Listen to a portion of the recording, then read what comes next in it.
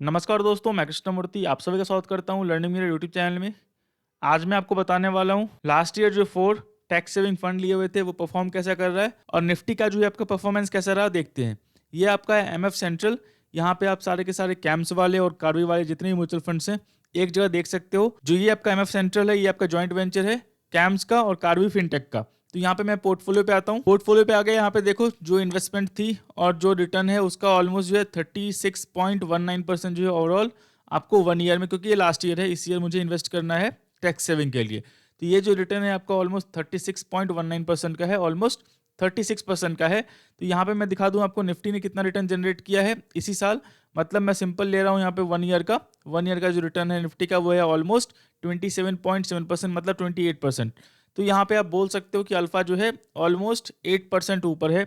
8% ऊपर जो है बेंचमार्क से रिटर्न जनरेट हुआ है आपका टैक्स सेविंग फंड का। मैं एक चीज फिर से समझा दूं आपको, जो रिटर्न है आपकी ये पास्ट रिटर्न है। ऐसा नहीं कि ये रिटर्न आपको नेक्स्ट ईयर भी रहने वाला है।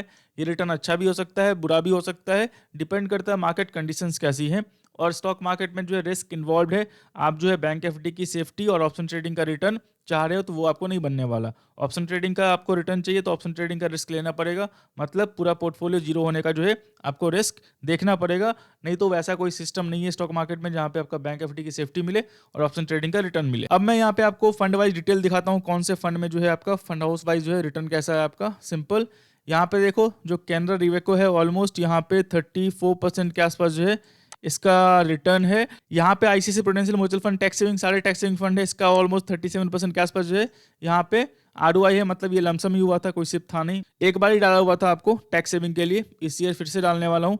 यहाँ पे आपका मिरा एसेट का जो है ऑलमोस्ट 37.3% का है और यहाँ पे पराग पारिक का भी जो ऑलमोस्ट 36.56% का, ऑलमोस्ट 37% के आसपास का है।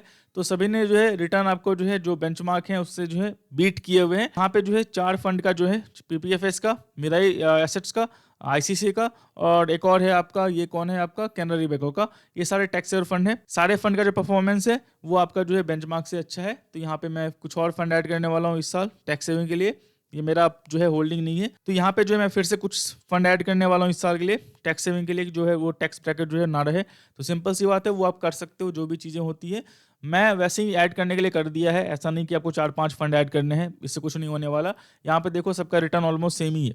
अगर मान लो 4-5 फंड आप ऐड करते हो तो रिटर्न आपका रिड्यूस ही होता है, बढ़ता नहीं है। ये चीज़ ध्यान रख लेना। 10-15-20 फंड है तो आपको जो रिटर्न है वो रिड्यूस होगा।